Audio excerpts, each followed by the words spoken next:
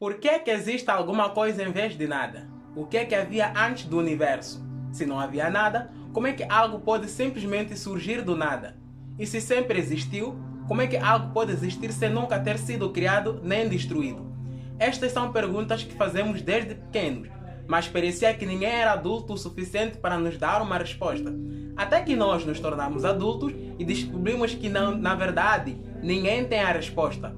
Claro que há quem acredite que tudo acontece por uma razão, mas também há quem pense que no fundo nada faz sentido.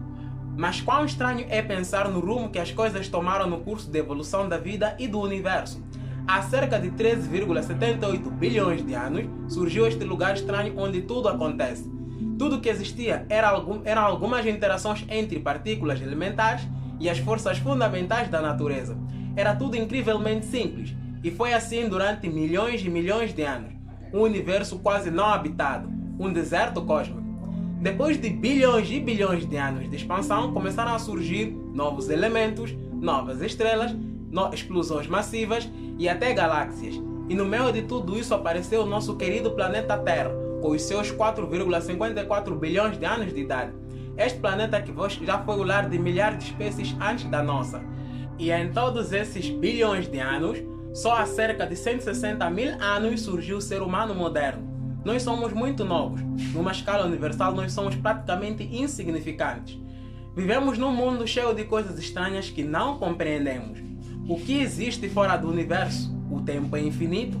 Será que a vida é, na verdade, um eterno retorno, onde vivemos as mesmas coisas em um ciclo vicioso? Será que toda a nossa vida já estava traçada desde o início? Existe livre-arbítrio? Se não, então eu posso fazer qualquer coisa. Se sim, o que é que eu devo fazer? E se de repente eu ficasse sozinho no mundo? Que sentido é que a minha vida teria? Como posso lidar com a frieza e a indiferença do universo?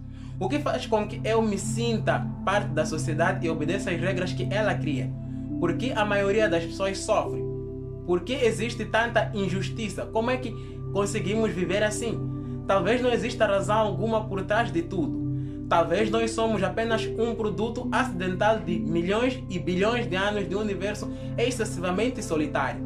Talvez nós sejamos uma breve companhia para o vazio habitual. Como é que conseguimos viver num mundo tão cheio de perguntas e mistérios que não conseguimos explicar? Mas, e se levássemos a sério a ideia de que, afinal, nada tem realmente sentido? O niilismo é a ideia filosófica de que o mundo não tem nenhum significado em si mesmo, que não existe uma estrutura ou ordem natural nas coisas. A busca pelo sentido da vida seria algo completamente sem propósito, já que não existe qualquer sentido ou objetivo para ela, por mais que nós procuremos. O niilismo pode ser aplicado de diferentes formas, seja na ética, na política ou até mesmo na ciência. Mas todas estas formas partem de alguns princípios base.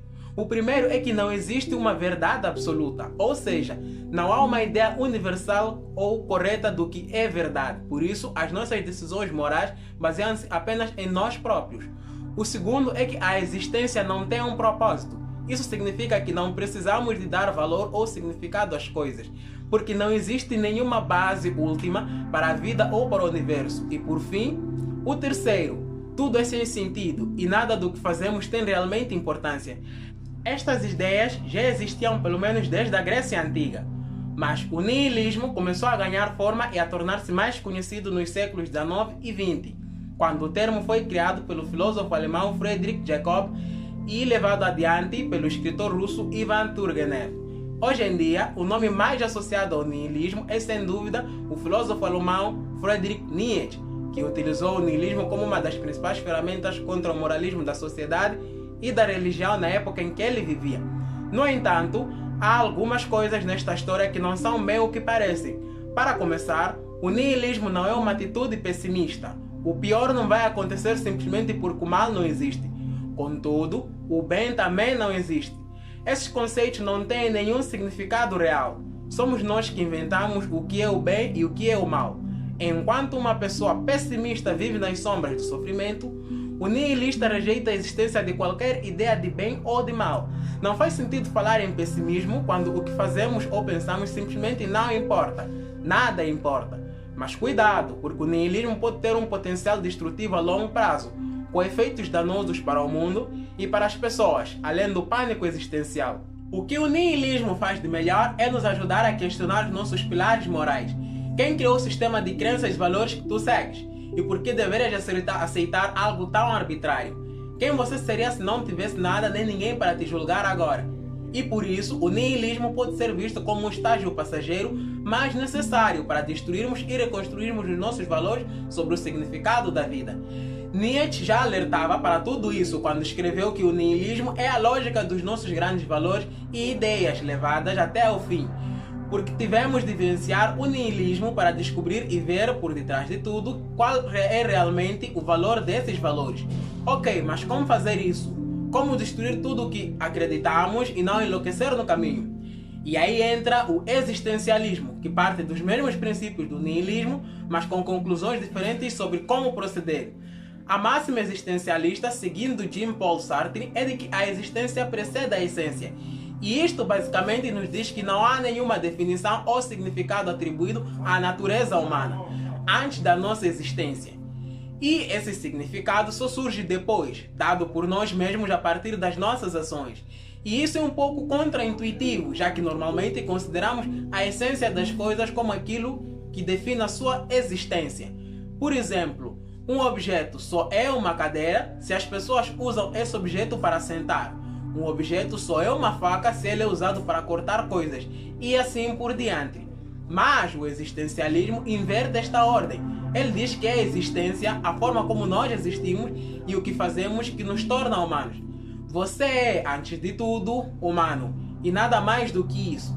Para o existencialismo, também não há qualquer sentido inerente ao mundo. Mas em vez de concluir que a vida não tem propósito, a conclusão é que cabe a nós próprios decidir qual é esse propósito. Cabe a nós mesmos enfrentar o emaranhado da vida e dar um significado para ela. E é precisamente por isso que estaremos a viver uma liberdade absoluta e sem precedentes, em que nós, e só nós mesmos, podemos decidir o que é bom e o que é mau, o que vale ou não vale a pena e, acima de tudo, apenas nós podemos dar significado à vida. Pensando assim, não é como se tivéssemos o privilégio de ser livres. Estamos condenados a ser livres. Todas as nossas ações não têm qualquer garantia moral, seja por entidades superiores ou por um gênio maligno, ou um supercomputador consciente a correr uma realidade simulada. Não temos nada e nem ninguém para culpar. Nas palavras de Sartre, estamos sós, sem desculpas. Nós somos responsáveis por todas e cada uma das nossas ações e escolhas. Por isso, esta liberdade torna-se um fardo, e ninguém virá salvar-nos caso algo corra mal. Mas, se tiveste uma crise existencial ao ouvir isto, tudo bem, porque esse é precisamente o lema da teoria. Enfim, alguém poderia perguntar-se se toda esta falta de significado implica que a vida não vale a pena ser vivida. E foi exatamente isso que o filósofo francês Albert Camus fez. No mito, Sísifo é o mais inteligente dos mortais, e numa tentativa de se beneficiar, ele tenta enganar o deus da morte. Por isso os deuses revoltam-se e decidem dar-lhe uma pena pior do que a própria morte. Ele é condenado a passar toda a sua vida a rolar uma pedra gigante até ao alto de uma montanha para que, ao chegar lá, a pedra role de volta para baixo e ele precisa repetir o processo todos os dias. O mito é uma metáfora para a falta de propósito nas nossas vidas, para as tarefas absurdas nas quais nos envolvemos, desde o trabalho até as guerras, além da inutilidade da existência humana como um todo. Como se estivéssemos eternamente condenados a uma constante luta, meio desprovida de propósito. Camus tenta mostrar-nos a contradição da condição humana. De um lado, temos uma realidade desprovida de sentido e bastante apática a nós. E do outro, temos um impulso quase incontrolável de procurar significado, ainda que isso seja impossível. Então, o que podemos fazer? Camus dá-nos 3 opções. Primeira seria um ato de fé. Simplesmente aceitar alguma doutrina que nos dê um sentido sem questionar. Para ele, essa opção seria inviável, pois representa o fim da filosofia, o fim da dúvida, o fim do questionamento.